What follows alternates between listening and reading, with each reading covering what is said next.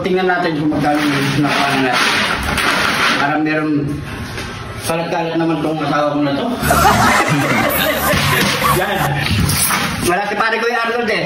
Naghihintay ng action ko para magbukbang kami. Pero sabi ko, wala tayong ano. No, yun to. Ito yung magagawa ko paraan. So, yan. Ito yung dating larawan ni pare ko yung Arnold na nung bata pa siya. Hanggang ngayon, bata pa naman siya eh. Wala pang ipin. Parehas kami. So, kailangan natin yung init yung ano natin. Kasi medyo makapantong natin nito. Yan na. Yan. Yan o. Dito. Ayun.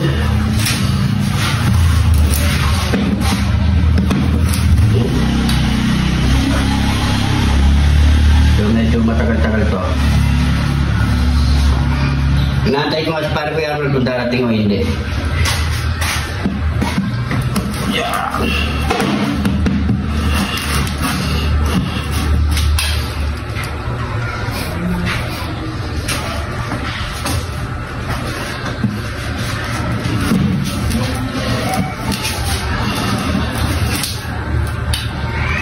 Yan.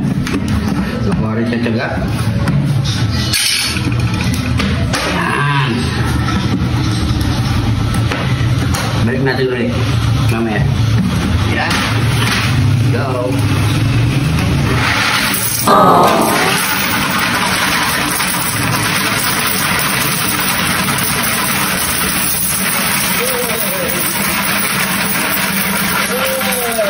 Okay, bilangan na tayo. Yan. Bilang-bilang na tayo. Nagminte.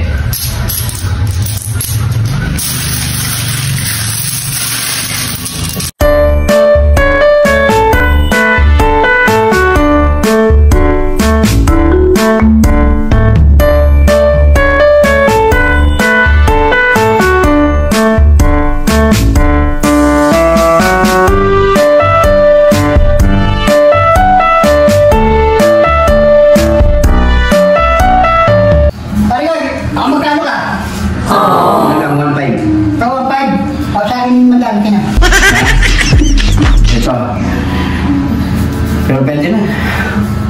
Sana karami ganit tayo ko yung nakatayo. Piso lang ha? Oo. Ayan.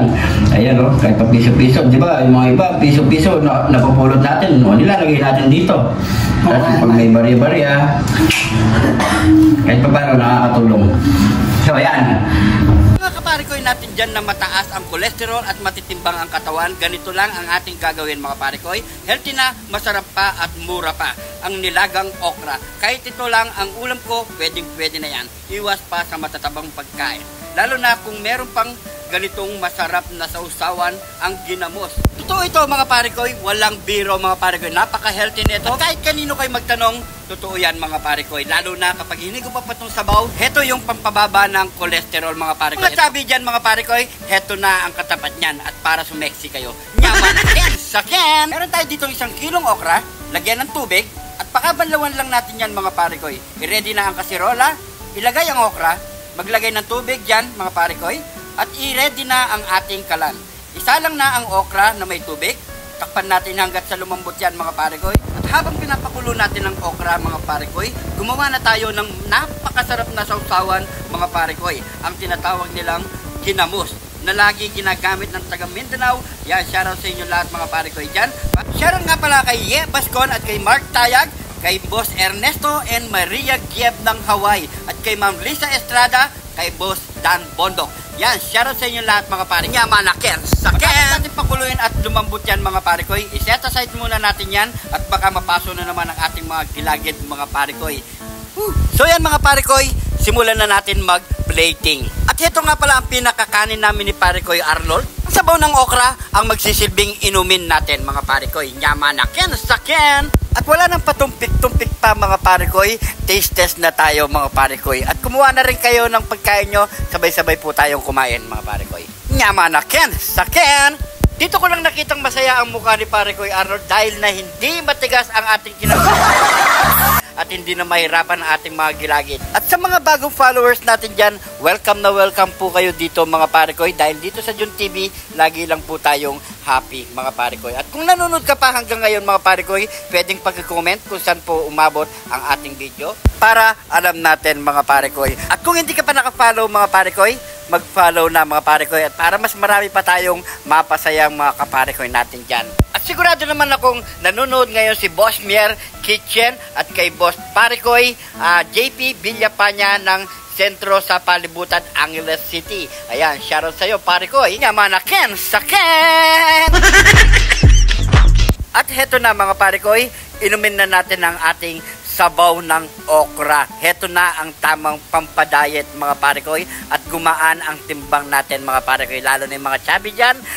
Yan na ang katapat para sumeksi. Nyamanakin, sakin! Siguro hanggang dito na ang ating video mga pare koy. Maraming salamat po. Ingat po kayo lagi dyan. God bless po.